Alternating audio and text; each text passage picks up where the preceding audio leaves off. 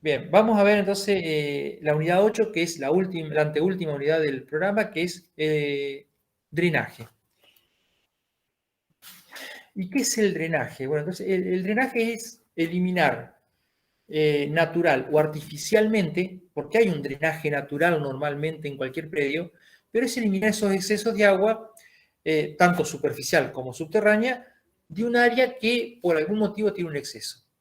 Y ese exceso puede ser por lluvias, que generalmente es por lluvia, porque es muy raro que tengamos algo que se nos rompa el temporizador o se nos vaya la mano con el agua. Generalmente no hay grandes excesos de agua por riego, aunque hay suelos muy complicados o jardines muy complicados donde el riego en sí es un problema por el problema del drenaje. Pero entonces, es cómo hacemos para eliminar todo ese agua que nos sobra sobre la superficie, porque sabemos que si bien las plantas necesitan el agua para vivir, como todos los seres vivos, para extraer nutrientes, para realizar fotosíntesis, también necesitan que el suelo no esté saturado de agua. Salvo algún puñado de plantas, dentro de las que utilizamos para jardinería, pueden vivir en zonas saturadas, pero generalmente van a necesitar que haya aire en ese suelo. Y recuerden lo que hablábamos en su momento también en otras materias, que un suelo ideal es el que tiene un 45-50% de material sólido, con mayor proporción, con una proporción importante de arena para hacerlo suelto, con buena textura, que tiene un 5% de materia orgánica, que tiene un 25% de agua y un 25% de aire. Ese suelo ideal no existe, o sí, pero bueno, pero las raíces necesitan, excepto cala, achira, algunas otras, dentro de las plantas que palustres, digamos, que pueden vivir en zonas saturadas de agua, necesitan tierra, pero en zonas saturadas, no hablemos de las que son sumergidas o que son flotantes. Bien. Entonces, cuando por algún motivo el suelo, porque es un suelo muy compactado, con muy poca permeabilidad, o el agua freática, el agua que está en el suelo, ¿sí? Hablamos en algún momento de napas freáticas, bueno, puede haber una napa de agua, una capa de agua freática que esté muy cerca de la superficie, puede haber lugares donde el agua está a 1 metro, a 1,5 metros, y para algunas plantas puede funcionar, pero para el caso, por ejemplo, de árboles no va a funcionar porque no van a poder profundizar, van a tener árboles chiquitos, raquíticos, inclusive cualquier lluviecita o cualquier riego enseguida me va a saturar el perfil porque no va a poder ir más abajo de 1 metro. También es un problema. O inclusive el relieve. Estamos en un jardín donde es todo llano o en un jardín totalmente encajonado por paredes y el agua no tiene forma de salir. Entonces, cuando todo eso no tenga un drenaje natural, vamos a tener que buscar la forma artificialmente de producir ese drenaje, de que ese agua se vaya lo más rápidamente posible de mi jardín y las plantas puedan progresar y puedan adaptarse. Vamos a tener casos donde no vamos a tener solución, ¿sí? Por eso generalmente, y eso es lo que tienen que convencer ustedes a sus clientes cuando salgan al campo laboral o ahora si lo están haciendo, que si van a diseñar un jardín, si están construyendo, el jardín es parte de la construcción de una casa. Entonces, que no esperen construir y después, mira, a ver, haceme el jardín. No, pará. Vamos a arrancar de entrada viendo el terreno, viendo si el suelo es apto, si vamos a tener problema de encharcamiento, si vamos a tener que sacar el agua, no me rodees todo de tapial y me ponga la casa delante, porque ¿por dónde lo saco? Entonces, todo eso, déjame por lo menos que en la construcción me quede un caño de desagüe que vaya a la cloaca o que vaya a la cuneta o busquemos la forma o si no tengo forma, hagamos 2, 3, 4 pozos de drenaje para contener el agua, pero para eso tenemos que hacer drenes que vayan al pozo. O sea, la construcción de un jardín, ya vimos que una cosa es el río, donde tenemos que tener cañería, donde tenemos que tener electricidad, pero también el drenaje es importante y tiene que arrancar desde un principio. Y les hablé 2 o 3 veces del agua freática. ¿Qué es el agua freática? Es el agua subterránea que va llenando continuamente las cavidades del suelo, del subsuelo. Y este agua se acumula por precipitaciones. Hasta ahí todo bien, ya vimos. Llueve, parte del agua entra al suelo, parte escurre por superficie, parte se pierde en profundidad y queda un agua que es aprovechada por las plantas. Pero ¿qué pasa si yo tengo una capa impermeable? Porque abajo hay una capa de arcilla muy pesada, que esto suele ocurrir incluso en los suelos más sueltos de acá de la costa de Paraná. No sé si vieron tipos de suelo cuando vieron sustratos o cuando vieron alguna de las materias de grafología, no sé si tienen, pero acá se habla de que hay en nuestra zona un horizonte B-textural, o sea que quiere decir que más o menos al metro de profundidad, depende de la zona, o un poco menos, hay una capa muy dura y muy densa que tiene un gran contenido de arcilla. Y que si encima yo estoy continuamente trabajando sobre esa capa, termina haciéndose un cemento que me limita mi suelo a entre 1 metro y 40 centímetros en el mejor de los casos.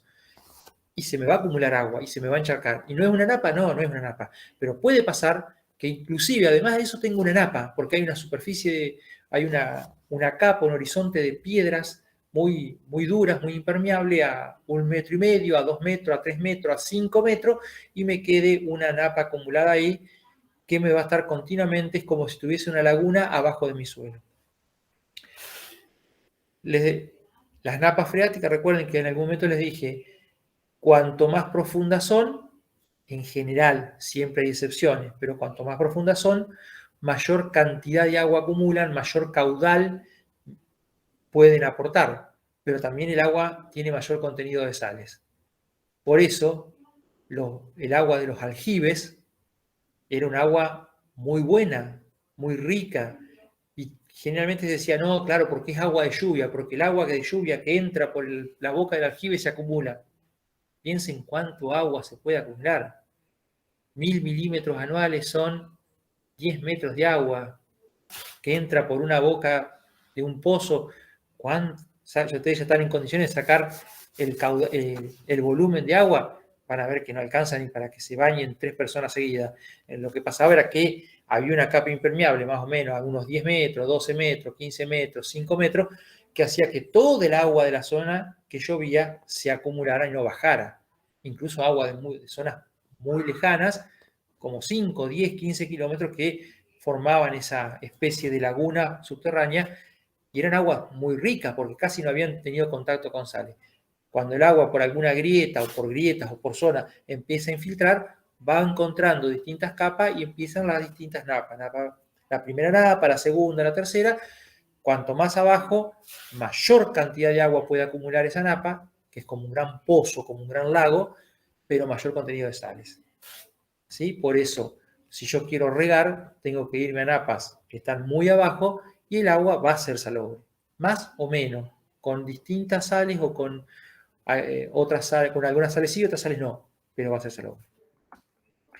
Entonces, más o menos, ven, acá hay un pozo, por ejemplo, y podemos llegar a ver que tenemos toda una zona donde no hay la zona de aireación o cinturón intermedio, le llaman algunos autores, donde no hay agua, o hay agua, pero un agua de capacidad de campo, capilaridad, pero después encontramos como una laguna de agua aquí subterránea, porque acá hay un impedimento que impide que este agua baje. Aquí el agua está saturada. Y una cosa importante que tenemos que ver es el nivel freático, o sea, cuál es la altura o cuál es la profundidad, cuál es la altura máxima o cuál es la profundidad mínima a la que llega esa bolsa de agua. ¿Sí? Si esa bolsa está a 4, 5, 6 metros, 10 metros, no va a ser un problema. Ahora si la tengo a 2 metros, sí, porque cualquier lluvia más o menos importante va a hacer que esos 2 metros suban hasta 1 metro y me empiecen a generar problemas en mis árboles. Eso es uno de los problemas que puede pasar. Otra cosa es que mi suelo directamente no absorba agua. Pero el agua freática es importante porque va a estar condicionándome todo mi sistema suelo. Y el suelo ya vimos que también juega un papel importante. El suelo es un medio de acumulación de agua, es un sistema que es de donde se saca el agua. Ya lo hemos dicho más de una vez, regamos el suelo, no la planta. El suelo acumula agua para dárselo a la planta, para que la planta lo extraiga. Entonces, ese suelo también va a estar colaborándome con la infiltración y con el encharcamiento.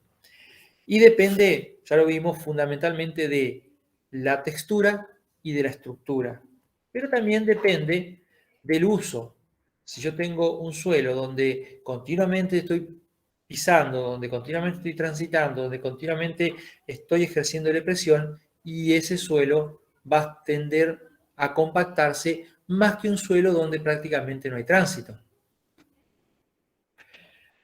Y un suelo compactado complica la precipitación, la infiltración. Un suelo compactado tiene pocos poros y poros chicos, entonces el agua no puede penetrar o penetra a una velocidad muy baja y se provocan los encharcamientos. Entonces, ¿qué tengo que tener en cuenta? Algunas cuestiones que tengo que tener en cuenta en el diseño del jardín, en el trabajo del jardín, para evitar encharcamiento. Primero, que tengo que tratar de que mi jardín sea lo más parejo posible, que no tenga zonas cóncavas, dice ahí, o sea, pozos, que no tenga zanjas, porque todo esto va a hacer que el agua tienda a ir ahí. Y cuando el agua, después de 2 o 3 lluvias, armó el camino, que tenga, pero no, si tengo césped arriba no hay camino, el agua va generando por debajo de la vegetación caminos, zonas por las que escurre. Se forman los caminos y ya es muy difícil después contener eso. También es importante que si yo tengo una pendiente, esa pendiente le busque la forma de que desagüe. Si yo tengo una pendiente hacia el frente de mi propiedad y en el frente de la propiedad está la casa, es muy posible que con cualquier lluvia mediana a grande la casa se me inunde. ¿Es un problema del jardín? Y no, tengo que prever de que el agua va a seguir la pendiente. Si yo interrumpo esa pendiente sin darle salida, estoy generando un encharcamiento. Y por supuesto el césped bien cortado, un césped corto, ayuda a que el agua escurra superficialmente, no en profundidad. En cuanto al suelo, ya vimos los factores que influyen en la infiltración. La textura, que es muy difícil cambiarlo. O sea, la textura de mi suelo puedo mejorar un poco con agregado de materia orgánica, pero ya lo vimos que esas recetas de agregar arena al suelo es peor. La arena al mezclarse y artificialmente con toda esa tierra y encharcarse y apretarse, termina endureciendo más el suelo. Entonces, esa receta de el suelo es pesado, agregarle arena, no es tan buena. Bueno, la estructura, eso ya depende de la formación, del tipo de suelo, el contenido de humedad. Por supuesto que un suelo seco va a absorber mucha más agua que un suelo recién regado. ¿Sí? El contenido de sales. Ya vimos que ciertas sales, lo vimos en química, van a destruir la estructura del suelo y eso va a hacer que el suelo infiltre menos. La cobertura, suelos cubiertos con una buena capa de césped o de herbácea o de árboles o arbustos, va a absorber más que un suelo desnudo. Y otra cosa que es cierto, pero que es casi un chiste, es la temperatura del agua. Cuanto más caliente el agua, menos viscosa es, por lo tanto entraría mejor en el suelo. Pero ¿quién va a regar con agua caliente? Lo cual también podría llevar a decirnos, lo cual sería imperceptible, que en invierno vamos a tener más encharcamiento que en verano. Y sí, pero no es solamente por la temperatura del agua. Por eso otra cosa, que se los dije, no me acuerdo en qué materia, empiecen a pensar como técnico, porque esto que parece un chiste suelen ser conclusiones que uno termina tomándolas como científicas. En invierno hay más encharcamiento porque el agua está fría, lo cual es una verdad media. Hay más encharcamiento en invierno porque el suelo está más mojado, porque las plantas crecen menos, porque hay menos desarrollo de raíces, por un montón de cosas, y también porque el agua está fría, pero tampoco está tanto por eso. Pero bueno, la textura dijimos es una variable muy difícil de modificar, solamente aportando materia orgánica, y este aporte de materia orgánica, piensen que deben hacerlo cuando se empieza a armar el jardín, porque díganme después cómo le van a aplicar o incorporar una buena cantidad de materia orgánica a un patio de césped sin romper el césped. Es muy difícil una vez que está. Ustedes miran, cama de pollo. ¿Y quién se aguanta el olor? Vamos a agregarle mantillo y tapás el césped, se muere. Entonces, la materia orgánica se agrega y por supuesto que una vez que se agrega, después el mismo crecimiento del vegetal lo va manteniendo, pero se agrega al principio, cuando empezamos a armar todo. Ya hablamos de la cobertura, hablamos de un suelo seco, ¿sí? Tratemos de evitar excesos de riego. Por eso, y aquí ven cómo vamos engranando cosas que no sabíamos muy bien para qué. Los temporizadores de riego son importantes porque para evitar, entre otras cosas, en suelos difíciles, el encharcamiento.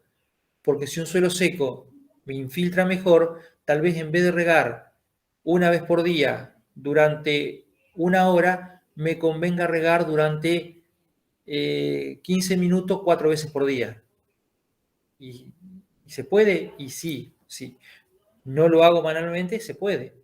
Si yo tengo un temporizador conectado a una canilla, a una toma de agua y conectado a la electricidad, y sí, cada 6 horas arranca, riega 15 minutos, corta, arranca a las 6 horas, y de esa forma va a ir incorporando el agua en pequeñas dosis que va a hacer que mi suelo no se encharque.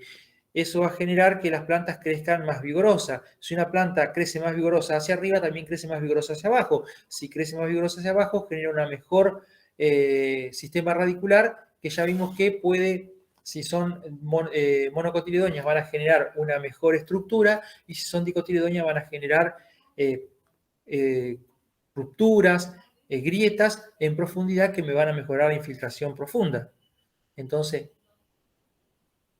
piensen en todo eso al revés, que por ahorrarme unos pesos o por no pensarlo o por fiaca, genero un mal riego, aporto la cantidad adecuada de agua, pero de una forma inadecuada, y eso hace que se me encharque, que las raíces, que las plantas sufran, que las raíces que la planta sea menos vigorosa, que las raíces sean más cortas, y genera un círculo vicioso que cada vez me empeora más el suelo. ¿Y qué termino diciendo? Este suelo no sirve. Y sí, ya sabíamos de antemano que no servía. Bueno, lo de la temperatura del agua ya lo habíamos hablado. Bien. Las funciones del drenaje son tres fundamentalmente. ¿Para qué hago un drenaje? Para recolectar el agua, para transportar el agua por la tubería de drenaje y para sacarlo fuera de mi sistema, de mi jardín, de mi espacio verde. Parece una tontería, pero si yo recolecto el agua pero no lo saco del sistema, o si yo no puedo recolectar el agua, por más que tenga un excelente sistema de drenaje, ya vamos a ver, ¿por qué no puedo recolectar el agua? Ya lo vamos a ver. Pero es mucho más común de lo que ustedes piensan. Tengo un excelente sistema de drenaje, pero no funciona. Porque el agua no entra, no la puedo recolectar. Fallo en el punto 1. Y una cosa interesante para hacer, para probar mi sistema, cuál es el drenaje de mi suelo, es hacer un pozo de más o menos 50 centímetros de diámetro por medio metro de profundidad, llenarlo de agua y medir cuánto tiempo tarda en vaciarse. ustedes ya saben cuánto el volumen que echaron, o inclusive tienen la altura, 60 centímetros es equivalente a una lluvia de 600 milímetros. Pero si van calculando el tiempo, pueden saber cuál es la velocidad de infiltración. Y eso les puede decir, en una lluvia normal, sabemos que las lluvias normales, por lo menos en la zona nuestra de Paraná, andan en 30, 40, 50 milímetros. Las lluvias de primavera y de otoño pueden llegar a 70, 80. Lo máximo son 100, pero no vamos a diseñar un jardín o un sistema para lluvias que ocurren una vez cada 2 años, cada 3. ¿Sí? Una vez acá llovió 300 milímetros en un día en Paraná. Fue un desastre. Y sí, ¿quién va a prever que van a llover 300? Es una cosa que ocurre una vez cada 100 años. Entonces, vamos a diseñar jardines y en eso en climatología tal vez les hablaron de curvas de recurrencia. ¿Cuál es la probabilidad de que ocurra una lluvia de 30 milímetros? Tanto. Entonces, bueno, ustedes tienen que trabajar con una recurrencia o con una probabilidad de 70, 80%, y eso le va a dar que una lluvia acá en la zona anda en 50. Y que las plantas en general que usamos en jardinería no soportan más de un día negadas. Ya si tiene el suelo saturado más de un día, empiezan a sufrir. Entonces, ¿cuánto tiempo le lleva a mi suelo sacarse de encima una lluvia de 50 milímetros? Con el pocito lo pueden hacer. Si eso es más de un día, y van a tener que tener un sistema de drenaje. Si eso es menos de un día, está todo bien. Si mi suelo lo hace en 15 minutos, estoy en un problema porque no tengo forma de retener el agua en el suelo, o sea que un exceso de drenaje también es un problema. Y si lo hace también, si lo hace en mucho tiempo, ¿cuánto mucho tiempo? Lo hace en 2 días, y bueno, tampoco necesita un drenaje tan importante. Si lo hace en una semana, y bueno, ahí sí tengo un sistema importante. Y calcular un montón de cosas. Pero con ese pequeño experimento del pocito y ver y llenarlo de agua, podemos tener una idea muy importante de cuánto. ¿Y por qué me dicen un pocito? Porque ahí tengo controlado la cantidad y el volumen de agua que voy a trabajar. Bien, vamos rápido con esto. ¿Qué tengo que hacer en un jardín? Las cosas que todos sabemos: nivelar el terreno, aprovechar pendientes para escurrir el agua, cavar zanjas en el perímetro. Si yo veo que mi terreno está en la parte más baja del barrio y que todos los jardines me viene el agua, bueno, hagamos zanja a los costados para que el agua no entre. Ya estoy conteniendo una cosa, porque esa es la otra. Puede que mi jardín pueda soportar lluvias de 100 milímetros, pero resulta que en una manzana que tiene 1 hectárea, estoy en la parte más baja, ya que todo el agua de la manzana va a terminar en mi jardín. Entonces ya no tiene que soportar una lluvia de 100 milímetros, sino tal vez una lluvia el equivalente a una lluvia de 1000 milímetros. Entonces tal vez con zanja alrededor, que ya vamos a ver que no es solamente zanja así que quede en la canaleta, ya vamos a ver que hay formas de que quede más o menos bonito. Si mi suelo es encharcable, tal vez hacer montículos, sembrar en algunos canteros sobrelevados, utilizar pozos de drenaje, airear el suelo, es también una posibilidad. Eso se puede hacer y se debería hacer cada tanto con una herramienta que es como una pala, pero con puntas, como una horquilla, pero con puntas más gruesas, ir clavando y haciendo un poco de aireación, moviendo un poquito el suelo sin llegar a darlo vuelta. Si ya no puedo hacer mucho, empezar a adaptar las plantas, y bueno, en algunos casos tal vez me convenga hacer algunas matas de calas, no es lo más bonito, o de achiras que pueden soportar anegamiento, controlar el riego, y si no, ya instalar un sistema de drenaje importante. Y vamos a los sistemas de drenaje, a lo que por ahí podemos implementar en un jardín. Pozos de drenaje. Lo que hacemos los pozos de drenaje son pozos que lo que hacen es colectar el agua, por eso se hacen generalmente en la zona más baja del jardín, colectar el agua, acumularlo y meterlo en profundidad, rompiendo muchas veces las capas impermeables y haciendo que se infiltre, ayudando a la infiltración. Es una alternativa a todo lo que son los drenajes por zanja o por tubos enterrados, porque acá yo lo único que tengo que hacer es un solo pozo. ¿En dónde? En la zona más baja de mi jardín. En un jardín que no tenga una salida natural, en esa zona le hago un pozo. ¿Y cómo es un pozo? Es así. Generalmente los pozos normales deberían tener 1 metro por 1 metro por 1 metro de hondo. Ese pozo tiene una capacidad de 1000 litros. ¿Y qué hacemos? Primero ponemos una capita de arena aquí abajo, más o menos unos 10 centímetros de arena gruesa, ¿sí? No es arena pulverizada, fina de construcción, una arena gruesa. Después le ponemos piedras, no es necesario que sean piedras tan grandes, más o menos hasta la mitad lo llenamos con piedras, más o menos, como una pelota, un poco más chica de una pelota de fútbol. Arriba le ponemos, acá dice grava, es lo que se le pone es canto rodado, piedregullo, ¿sí? Algunas piedras un poco más grandes. Y por arriba se le pone gravilla, o sea, alguna piedrita, alguna piedra china. O sea, esto sería hasta la mitad, un 25% y un 25%. Esto puede quedar así, descubierto, o puede quedar cubierto. Yo llego hasta aquí y acá tengo dos posibilidades. Pongo directamente algún sustrato bueno y siembro plantas arriba, va césped o plantas con un sistema radicular muy superficial, porque si no se van a encontrar con esto y les va a costar un poco crecer. O puedo poner una malla geotextil de absorción para que no pase tanta tierra y me tape los poros, pero siempre va a haber poros en esta estructura, y arriba siembro. O, como les decía, lo dejo descubierto. Estos pozos son muy interesantes porque logran sacarme una gran cantidad de agua, y como generalmente en la mayoría de los jardines los problemas de impermeabilidad en el suelo se encuentran a 50, 60 centímetros, con estos pozos rompo esa capa y me voy a la parte, vuelvo a entrar en una capa de alta infiltración. Entonces, no es que van a acumular agua, pero el agua rápidamente va a empezar a drenar en esa zona y se va a empezar a ir. Yo en mi casa tengo 3. En mi jardín quedó totalmente encerrado. Hice 3 pozos de este tipo.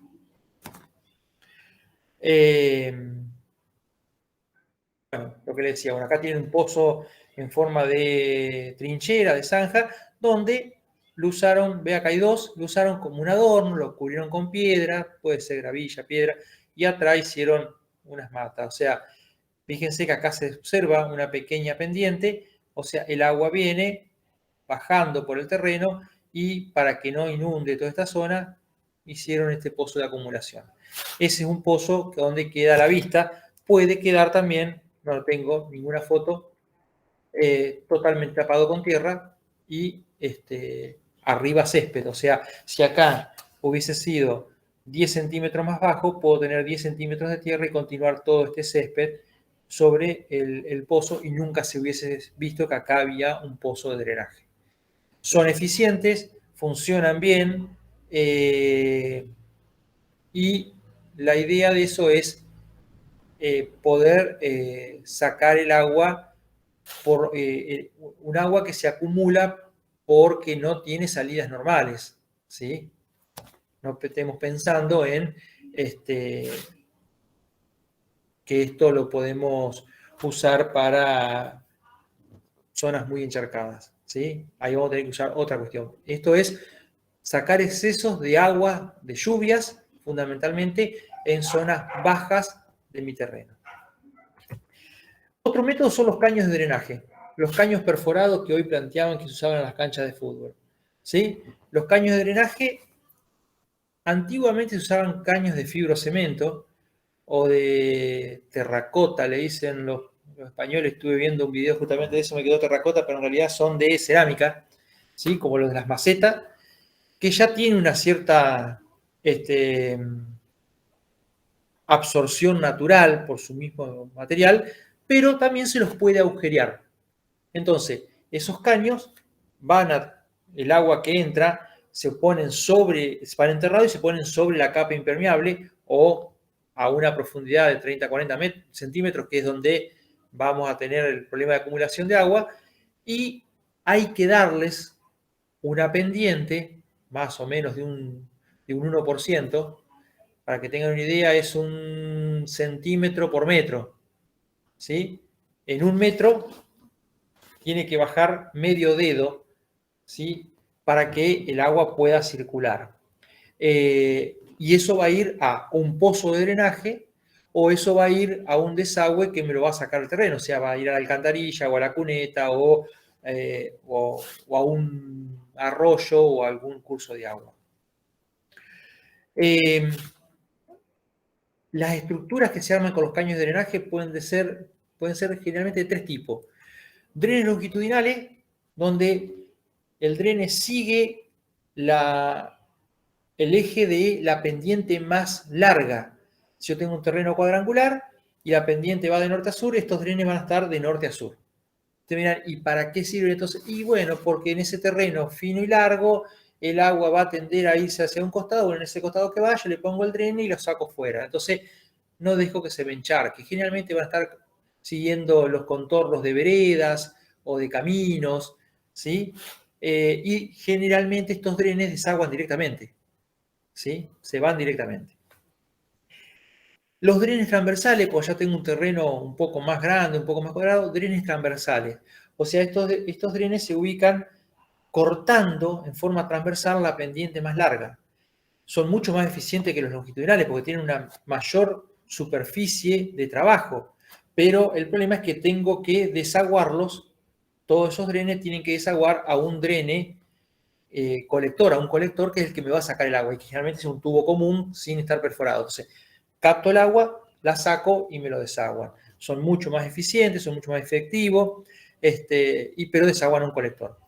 Y después tenemos un sistema que sería un sistema mixto que se llama drene en espina de pescado, donde acá hay un colector en el medio y tengo drenes que van llegando desde los costados. Entonces tengo un drene longitudinal con drenes transversales.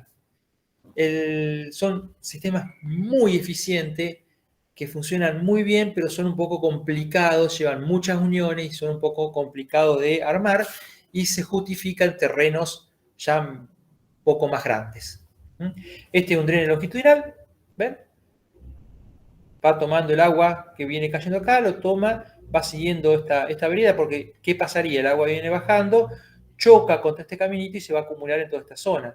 Entonces lo capta, va a colectores, pueden ser rejillas o bocas de tormenta, o se llaman piletas de patio también esto, y todo este drene toma el agua, fíjense que descarga acá, y después se sale hacia afuera por este otro cañito más chico. ¿Sí? Este es un drene longitudinal. Acá no conseguí foto porque no conseguí foto de ninguno que estuviese en construcción, pero hay un esquema de lo que son los drenes transversales. ¿Ven? Estos son los drenes. ¿Ven cómo van? Acá hay otro drene. Van transversales a la pendiente más larga y van a terminar desaguando sobre el colector, que en este caso es una canaleta, una zanja al costado. ¿Ven? Todos van, este drene está trabajando en toda esta zona, la zona de trabajo es mucho más grande, son más eficientes, y me va a colectar el agua que me lo va a sacar por un costado. Y este sería en espina de pescado, fíjese que es para terrenos mucho más grandes. ¿Por qué espina de pescado? Porque fíjense que parece el esqueleto de un pescado esto. Este tubo es un drene longitudinal y estos son drenes transversales. Entonces la capacidad de captar y sacar agua es muy, muy grande, son muy eficientes, pero hay que trabajarlo bastante, hay que cavar mucha superficie de suelo y se justifican terrenos muy grandes que necesitan un drenaje muy importante. Los caños pueden ser corrugados, el PVC. Generalmente, te digo, los caños de fibrocemento y de cerámica no se usan más, hoy se usan todos de PVC, donde fíjense que estos corrugados ya vienen con los agujeritos hechos por los que van a captar el agua. Estos son muy flexibles, son muy, muy livianos, muy fáciles de trabajar, muy fáciles de conectar. Tienen un problema, que si se llegan a tapar es muy difícil con una línea de limpieza, ¿sí? El viejo y conocido alambre con el nudo en la punta, destapar. O o sea que tendríamos que entrar a buscar dónde desenterrar. Es muy raro que se tapen, pero puede suceder. Por el mismo corrugado, son difíciles de destapar. Y si no, los caños de PVC, en este caso, no son agujereados, pero pueden venir agujereados, pero lo que yo hago acá es perforarlo, llenarlos de agujeritos y perforarlo.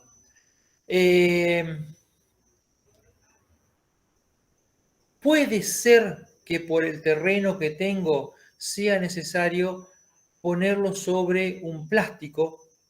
¿Por qué? Porque si yo no logro llegar a la profundidad y apoyar estos caños sobre la capa de suelo impermeable, puede ocurrir que el agua que ingresa por arriba salga por abajo y la conducción se vea defectuosa. O sea, si yo tengo una capa impermeable a 1 metro, que realmente me ocasiona problemas de drenaje, de infiltración, y bueno, y esto lo voy a poner a 40 centímetros, bueno, le pongo un plástico por debajo o incluso se puede llegar a hacer todo un piso, no grande, pero debajo del caño de cemento, o tomar la precaución de hacer agujero en la parte de arriba para que pueda conducir, porque si no lo que entra por arriba va a salir por abajo y va a estar sacando, pero no va a perder eficiencia porque parte se me va a volver abajo y ya no lo voy a poder captar. Entonces, la idea es, en ese caso, puede llegar a ser necesario un plástico abajo para que no salga el agua por debajo. Las zanjas de drenaje son algo parecido a esto, pero acá, en vez de tener un tubo enterrado, hago una zanja. Y puedo hacer distintos tipos de zanjas. Puedo tener zanjas o canales. Yo acá le puse zanja de drenaje, pero se pueden llamar canales de drenaje. Canales, si el terreno es amplio, puedo tener un canal bastante ancho, de 1 metro, 1,5 metros, 2 metros, con una concavidad muy suave y con una pendiente muy suave, y que además esté con plantas arriba, césped, herbáceas, arbustivas, y que entonces colecte toda el agua y me la saque del terreno. Todo el agua que viene bajando, cuando llegaría ahí y que se acumularía y se empezaría a acumular, choca contra la pared, contra lo que sea, que tengo como impedimento de desagüe, y esa zanja me la va sacando. Es un canal empastado. También puedo tener zanjas donde las relleno con gravilla. Hago una zanjita, ahí sí, mucho más angostita, más profunda, y siempre recuerden la pendiente de 1 centímetro por metro, y la relleno de piedritas de gravilla para que me haga, digamos, que no quede el agujero, sino que quede una estructura que me infiltre el agua, me la conduzca, pero que no se vea. O puedo poner, si no quiero hacerlo directamente en el piso, porque por ahí puedo tener problemas de desmoronamiento, de que se me rompa, ahí puedo enterrar una canaleta que puede ser de fibrocemento, o sea, de cemento, o puede ser no de fibrocemento, que es permeable, sino de cemento o de plástico, y también cubrirla con gravilla. Tengo varios ejemplos de eso. Fíjense, acá tengo todo un canal, que en este caso está empedrado, pero fíjense, todo un parque donde el agua viene así, viene desde esta otra vertiente, y es conducida por este canal empedrado y lo saca del predio. Acá está construyendo, fíjense, está construyendo zanjas en forma de espinas de pescado, ¿sí? No son tubos de drenaje, porque en realidad lo está cubriendo con piedra, y probablemente arriba de esas piedras ponga sustrato. Acá ya tiene preparado los panes, se resguardó los panes, va a poner pasto de nuevo, y todo esto me va a quedar todo un sistema de césped, ¿sí? Con esos especie de drenes, de tubos, de canaletas, de zanjas, que me van a conducir el agua que se puede acumular en esta zona, me la va a conducir fuera del predio. ¿Y qué ventaja tiene esto con los tubos? Y que esto no se va a tapar nunca, que no voy a estar dependiendo de enterrar un tubo, de hacer las conexiones aquí. Va a estar a mucho menos profundidad, porque donde está el fondo de esta zanja tendría que por lo menos cavar el doble más para poder enterrar bien el tubo. Entonces acá lo que quiero es sacar el agua que me queda arriba, que no tiene salida. Bueno, listo. porque acá justo me quedó un pozo todo acá, bueno, la saco con esta canaleta.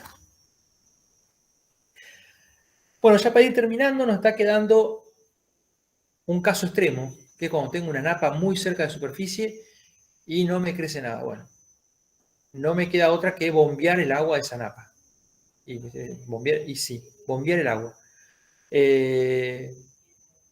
No va a ser siempre porque la altura de la napa va a depender del año, va a depender de la estación del año, va a depender de la lluvia.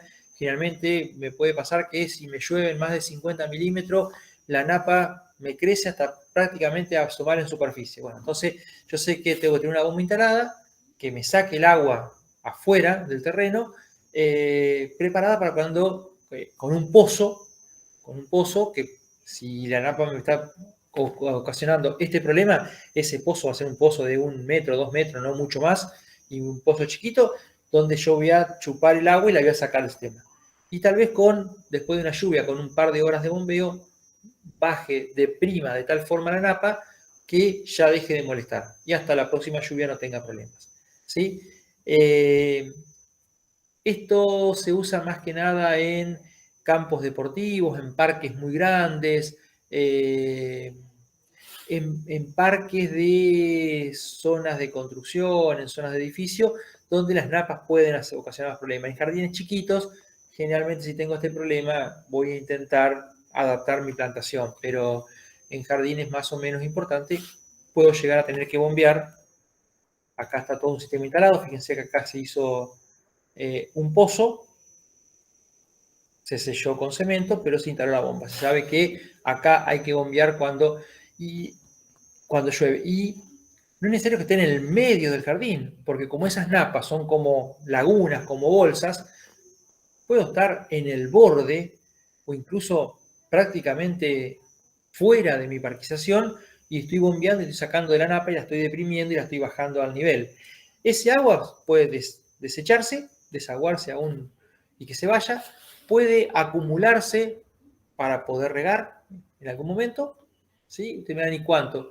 Y tal vez, no sé, si estamos hablando de bombas, esta es una bomba un poco grande, ¿sí? Fíjense que es una bomba bastante importante, que puede sacar 10.000, 15.000 litros hora, y bueno, tal vez puedo llegar a acumular en una pileta o un tanque australiano de 20, 30.000 litros, puedo llegar a acumular para ir regando, o inclusive puedo estar bombeando si la zona es muy grande, puedo estar bombeando porque inclusive puede estar faltando agua de lluvia al lado y la napa me subió por X motivo, porque ese año pasa eso, y puedo estar sacando de la napa y regando algún predio vecino sin ningún problema.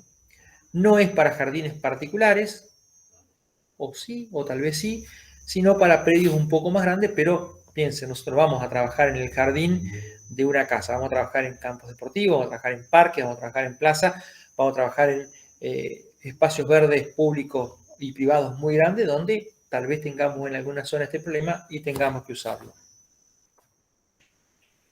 Y por último, los viejos y conocidos sumideros, rejillas, bocas de tormenta, piletas de patio, que son esas cositas cuadraditas que son 20 por 20 por 20 centímetros de hondo, donde se recolecta el agua de un desagüe pluvial o se recolecta el agua de un patio o de un jardín y se lo desagota. Funcionan, sí, para jardines chicos funcionan bien, necesitan mucho mantenimiento porque se tapan, porque se llenan de hoja, porque la zona de captación de agua, que generalmente tiene una rejilla arriba, se tapa, entonces no deja de captar el agua, y estos sumideros, estas piletitas, tienen que tener un desagüe, tienen que estar conectados a un desagüe. Entonces, puede pasar que la rejilla no sea lo suficientemente buena y se entre agua y se me tape el caño de desagüe, o puede ser que se tape arriba, o puede pasar un montón de cosas. Son funcionales, pero necesitan mucho mantenimiento, ¿sí? Acá tienen rejilla cuadrada, rejilla redonda. Acá tienen estas rejillas que acá se llama tipo atrio, pero son sobrelevadas. Esto es para cuando justamente tenemos mucho material vegetal suelto, entonces esto quedan levantada a unos 5 centímetros de la superficie, entonces no se tapan. Estas acá empieza a correr el agua, se llenan de hoja acá arriba, dejan de ingresar el agua. ¿Sí? O si hay mucha tierra suelta dando vueltas, se me puede llenar de esto de tierra y taparse y ya deja de funcionar también. Todas estas cosas me han pasado, o incluso un lugar donde habían hecho toda esta conexión, todo esto, habían hecho toda esta pileta de patio, todo el borde, todo, y no le habían puesto fondo. Entonces funcionaba fantástico. Cuando me doy cuenta de lo que estaba pasando, el agua hacía remolino, estaba socavando y había generado una bolsa acá abajo, un pozo que tenía como 5 metros, no 5 metros de hondo, tenía como 2 metros de hondo por 2 metros para cada lado. Nos llevó, tuvimos que clausurarla y nos llevó varias hormigoneras de hormigón para poder taparla, porque se estaba metiendo debajo de la casa esa bolsa. Un detalle de construcción que nadie vio y que, bueno, cuando nos dimos cuenta, un día se me da por meter la mano porque no me acuerdo qué pasó. Se levantó la rejilla, meto la mano y digo, pero esto no tiene fondo. No tiene fondo, no tiene fondo, no tiene fondo, no tiene fondo y no tenía fondo. Bueno, acá están visto en corte, esto se llama sumidero, pileta de patio, o sea, la rejilla, acá viene el flujo de agua y tiene un pequeño fondo que es donde se deposita, por eso sumidero, se deposita la suciedad, la tierra, la arena, piedritas, por lo tanto, cada tanto hay que meter la mano, con guante, por supuesto, y sacar, limpiar todo esto. Y bueno, y esto también es una entrada de drenaje, ¿sí? También acá tiene ese fondo, acá directamente no hay un recolector, sino que todo lo que entra va al caño y nos puede tapar. O sea, si yo tengo una zona, un jardín donde tengo mucho material suelto, mucha tierra, uso esto. Si no tengo tanto problema, solamente mi problema es algún poco de pasto, de hoja, porque está muy lindo, muy mantenido, voy a usar directamente esto. Este tubo de drenaje no es un tubo de drenaje, sino es un desagüe normal, un caño de desagüe normal. Y si tengo mucho material vegetal suelto, voy a usar una rejilla sobrelevada.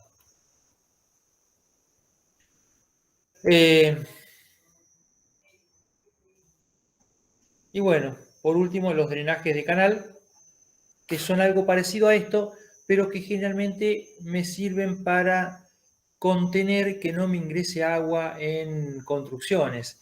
Es muy parecido a esto, pero son esas canaletas con rejilla arriba que ponemos generalmente adelante de los garages, antes de, a los costados de las piletas de natación, ¿sí? Que son de este tipo. Tienen un formato parecido a una rejilla, pero van a estar todo adelante de un lugar donde me puede ingresar agua a una construcción, ¿sí? O que me puede ingresar agua, pueden estar al costado de toda una vereda, porque quiero que mi vereda esté siempre libre de agua, por más que llueva mucho, entonces no quiero que sea una zanja de agua mi vereda, entonces le pongo los colectores a los costados, los drenajes de canal, y por supuesto que como toda rejilla tiene que tener al final una pileta de patio o sumidero y conectado a un desagüe. Y esto es drenaje, porque acá estoy captando el agua, acumulándola y sacándola. Todo esto puede servir. Incluso puedo llegar a poner esto en el medio de mi patio. Puede pasar. Tengo un camino que me cruza el medio de mi jardín, mi césped, y le puedo poner en el medio de la vereda o en el costado de la vereda un drenaje de canal, y eso, con eso, si el jardín es chico y no hay gran acumulación de agua, con eso sirve para captar los excesos de agua de lluvia y sacarlo. Recuerden que esto tiene mucho más mantenimiento que lo que son los tubos de drenaje o las zanjas de drenaje. Bien, ¿quedan cosas para hablar? Quedan muchas cosas para hablar. Vamos a verlas, vamos a intentar verlas en la última clase. Algunas cuestiones más aplicadas, como lo de las canchas de fútbol, que es todo un sistema más complejo porque hay que armar el sistema de drenaje desde el momento que se empieza a armar la cancha de fútbol. En general, a veces no sucede, a veces se arma la cancha de fútbol, después nos damos cuenta que se inunda y bueno, veamos cómo lo podemos solucionar. Pero en general, cada vez más, cada vez más una actividad deportiva profesionalizada, donde se exigen buenos campos deportivos, cada vez más se arman sistemas de drenaje desde el vamos, donde muchas de estas cosas se utilizan en conjunto. Utilizamos el principio del pozo de drenaje para armar toda la cancha, hacer un gran pozo de drenaje en la cancha que desaguamos por todos lados con tubos de drenaje, con colectores e inclusive drenaje de canal todo el borde de la cancha para que el agua de los bordes de las tribunas no me ingrese al campo de juego. Y puede pasar en canchas que tienen mucho borde alrededor que el agua pueda ingresar al campo. Entonces, le hago drenaje de canal para evitar, bueno, todo eso y todas esas cosas vamos a ir viéndola en la última clase que será la semana que viene.